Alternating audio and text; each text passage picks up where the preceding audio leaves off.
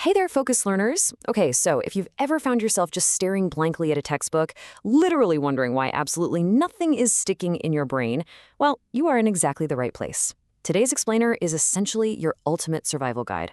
We're going to unpack the hidden mechanics of educational psychology to help you basically completely hack your brain, master the learning process, and ultimately ace those exams. Let's get right into it. Okay, let's dive into this and map out our brain hacking journey. We've got 6 stops today: foundations of learning, famous theories, mastering memory, intelligence and IQ, focus and drive, and finally, acing your exams. Section 1, Foundations of Learning. So, what exactly is learning anyway? Well, in educational psychology, it's not just about cramming facts. It's actually defined as a permanent change in behavior that's caused by experience and practice. It is a super active, ongoing biological process. To easily remember the core characteristics of how we learn, just think of the memory trick couple. Learning is continuous. It literally never stops. It's universal, happening to all of us everywhere. It is purposeful, driven by whatever our goals are. It's highly practice-based. It leads to behavior change, like we just talked about. And finally, environmental adjustment. It helps us adapt. Remembering CUPPLE gives you the complete picture of how we adapt and grow. Now, what actually dictates how well we absorb all that new info? That brings us to impact. This acronym brilliantly illustrates the combo of personal and environmental factors at play. You've got your intelligence, motivation, physical health, and attention. Those are your internal engines. But they are profoundly affected by external things like your classroom environment and teaching methods. So if you're ever struggling, chances are one of these impact factors is kind of out of whack. Section 2, Famous Theories of Learning. Believe it or not, the foundational theories that cracked the code of human education were actually shaped by some incredibly hungry cats, a drooling dog, and a really clever chimpanzee. Let's take a look. First up, we have Edward L. Thorndike's trial and error theory. Picture this. Thorndike puts a hungry cat inside a puzzle box. At first, the cat is just doing random stuff, right? Scratching, pawing around. But eventually, by pure chance, it hits a lever, escapes, and gets a reward. After a few times, the random actions stop, and boom, the cat goes straight for the lever. This gave us the massive laws of learning: readiness, exercise, and effect. It absolutely proves that practice and reward are the twin engines of learning. Now, what's really interesting about this next one is how Ivan Pavlov took things a step further with classical conditioning. He proved we can learn purely through habit formation. Naturally, an unconditioned stimulus, like food, causes an unconditioned response, salivation. But Pavlov introduced a bell right before the food. Over time, through repeated practice, the dog's brain associated that bell with the food until just the bell caused the salivation. This is a total game changer for us. It explains how we form habits and why a positive classroom vibe automatically conditions us to feel more receptive. But hey, learning isn't always just slow, mechanical repetition. Wolfgang Kohler introduced insight learning. He put a chimpanzee in a room with out-of-reach bananas and 2 little sticks. The chimp didn't just blindly try things over and over. He actually stopped, looked at the whole situation, and suddenly joined the 2 sticks together to reach the food. That's insight. It's that instant aha moment where you instantly understand the solution through reasoning, not just trial and error. Section 3, Mastering Memory and Forgetting. Okay, acquiring knowledge is cradinal, but it is completely useless if we can't keep it. Let's talk about how we store information and, critically, why we so tragically lose it the night before a test. Every single memory goes on a chronological journey.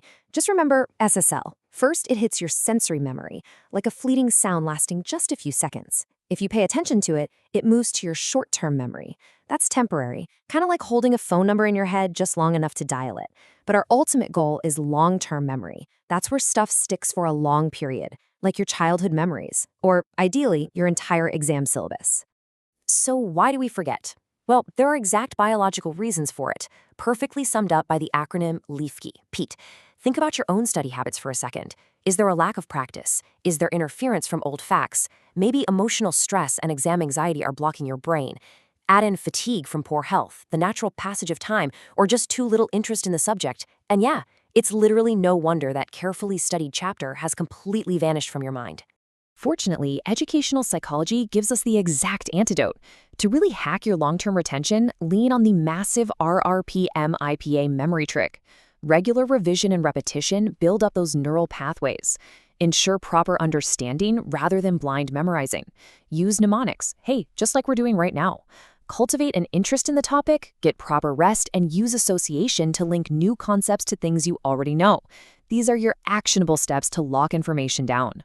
Section 4, Intelligence in the IQ. Let's move to and see how this builds when we start talking about human intellect and our widely varying individual capabilities. First off, intelligence is definitely not just one single thing. Think of the ACS types: abstract intelligence for math and ideas, concrete for machines and objects, and social for handling people and leadership. Psychologists have debated this forever. Spearman said we have a general G factor and special S factors. Gardner completely changed the game with multiple intelligence theory, suggesting we have distinct linguistic, musical, and logical intelligences. Meanwhile, Thurstone argued for a group factor theory made of primary mental abilities. Regardless of the theory, we usually measure this stuff using the IQ, or intelligence quotient. It sounds super intimidating, but honestly, it's just a simple math ratio. You take your mental age, which is how you perform on a test, divide it by your actual physical chronological age, and multiply the whole thing by 100 to get a clean score. To put that into perspective, let's look at a specific number: 120. Say a 10-year-old takes a test and scores at the mental ability level of a 12-year-old. Divide 12 by 10, you get 1.2. Multiply by 100, boom, their IQ is 120. It visually and mathematically solidifies whether a student is tracking ahead, behind, or exactly on track with their physical age. Now, obviously, IQ and intelligence vary wildly from person to person due to individual differences. Why? Just remember HEFs. Your heredity sets your genetic baseline, your environment shapes your potential, your family background provides support, the broader society influences your worldview, and the quality of your schooling provides the tools. These 5 massive pillars explain exactly why every single learner sitting in a classroom is entirely unique. Section 5, Focus and Drive. Okay, to actually activate whatever level of intelligence we possess, we need fuel. Attention, interest, and motivation are the biological engines keeping this whole learning process running.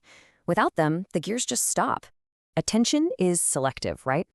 Ever wonder why you instantly look out the window when a car speeds by? It's the external determinants of attention, SBMN. We are literally hardwired to involuntarily notice size, brightness, movement, and novelty. A huge, brightly colored, moving, weird object is going to hijack your focus, for sure. So as a learner, you've got to manage your environment to block out those SBMN distractions so you can actually focus on your studies. So the crucial point is how you keep that focus once you have it. That comes down to motivation. We use the IE trick here. You've got intrinsic motivation. This comes completely from within, meaning you study because you genuinely love the subject. Then there's extrinsic motivation, studying for external rewards, like getting high marks, avoiding a bad grade, or winning a prize. While both definitely work, intrinsic motivation is the absolute secret to stress-free, long-term learning. Section 6, Acing your final exams. All right, we've covered the core psychology. Now, how do you take these concepts and systematically dismantle a high-stakes exam paper? If you're gearing up for a test right now, here is your pressure simulation. These are exactly the types of questions you need to be ready for. Define learning and its nature.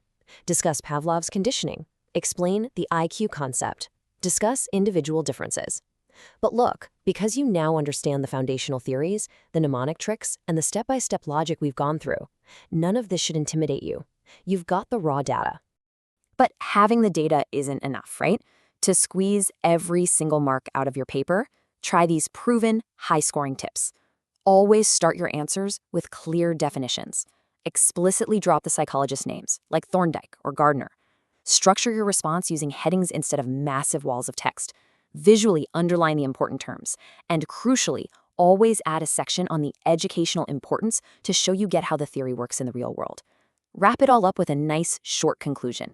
Listen, if you utilize these psychological insights from the CUPPL characteristics of learning to the SBMN determinants of attention, you aren't just going to pass your exams, you'll actually understand the machinery of your own mind. I want to leave you with a final thought to really chew on. Think back to those ACS types and Gardner's multiple intelligences. What type of intelligence do you rely on most when faced with a really difficult challenge? Figuring that out is your first step to truly mastering your own learning journey. Thanks so much for joining me on this explainer. Keep hacking your brain and keep learning.